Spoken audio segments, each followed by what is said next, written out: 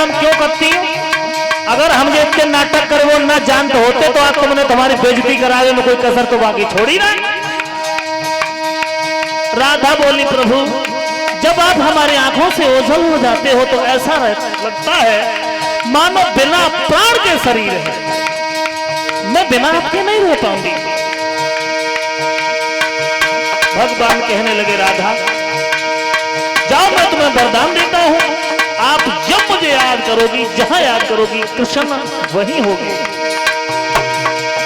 आप नंद गोपाल कहाए हो, फिर भी गोपाल कहाऊंगा, जब ध्यान लगाएगी तेरोगी तो यमुना तट मिल जाऊंगा।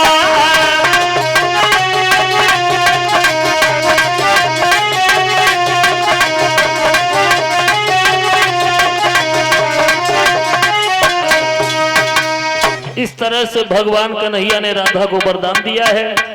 वरदान देने के बाद में भगवान वहां से चले आते हैं। इस तरह से श्री सुखदेव जी समझाने लगे हैं अभिमन्यु लाल परिषद, भगवान कन्हैया जो है आज ब्रज भूमि में अपनी रास क्रीड़ाएं कर रहे हैं। इधर भाइयों भोजराज कंस दिन प्रतिदिन नए नए राक्षस भेजता है, लेकिन भगवान का कोई भी बाल बांका नहीं कर पाया। एक दिन बाबा नंद ने एक जीवनार की है और उस जीवनार में माता यशोदा सभी यादवों को बुला करके कहा है कि जिस दिन से कन्हैया और बलराम को जन्म हो, उस दिन से जब पापी कंस ने हमारे लालन को मरवावे में कोई कसर बाकी ना छोड़ी,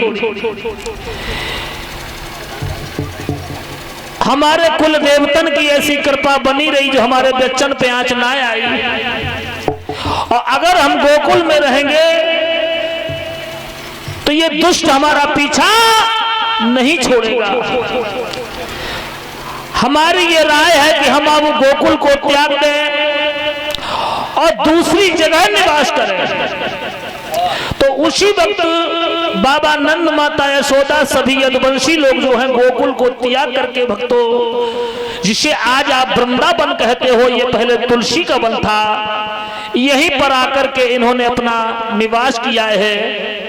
वृंदावन की सारी खेती बाड़ी मकान छोड़ दिए हैं, वहां से गाय बछड़े इत्यादि सामग्री लेकर के ये आए हैं और तुलसी के वन में ये सभी यादव लोग रहने लगे हैं। भक्तों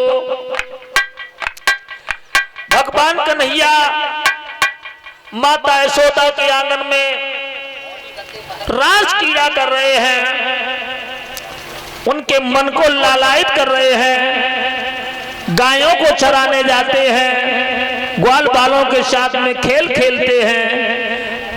माता के आंगन में भगवान कन्हैया बड़े ही शोभायमान लग रहे हैं।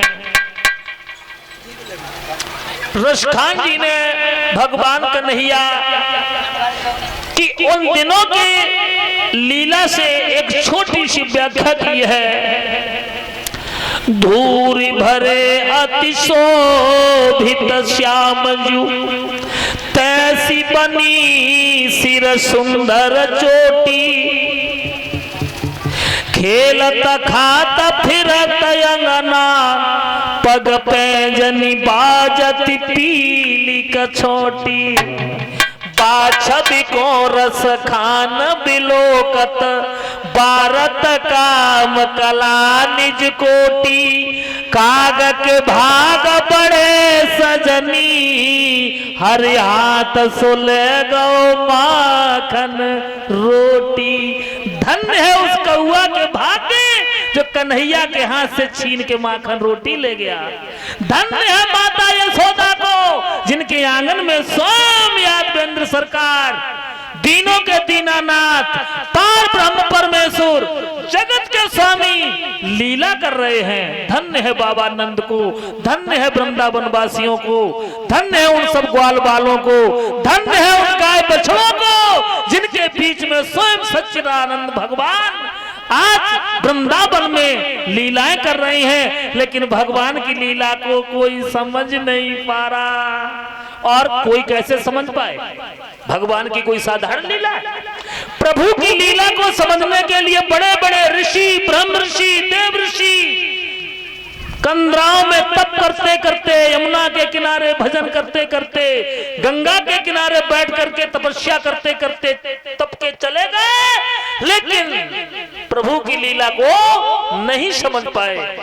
भगवान का नैया आज वृंदावन में माता यशोदा के आंगन में, बाबा नंद के आंगन में प्रभु लीला कर रहे हैं। धन्य है उनके भाग्य को, धन्य है उनकी किस्मत को, धन्य है उन दिनों को जब स्वयं भगवान जहां आए होंगे और अपनी लीला की होगी। आज भगवान की यहाँ कथा हो रही है, कितना सुंदर लग रहा है, कितना मन प्रफुल्लित है। और जहां स्वयं भगवान खुद लीला कर रहे होंगे भक्तों, वहां की तो बात ही क्या होगी।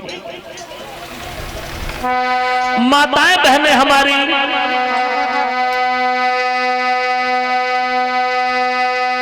सुस्त हो रही हैं, माताएं बहनें सुस्त हो गई हैं, भाई बंधु आप भी सुस्त हैं। भगवान की कथा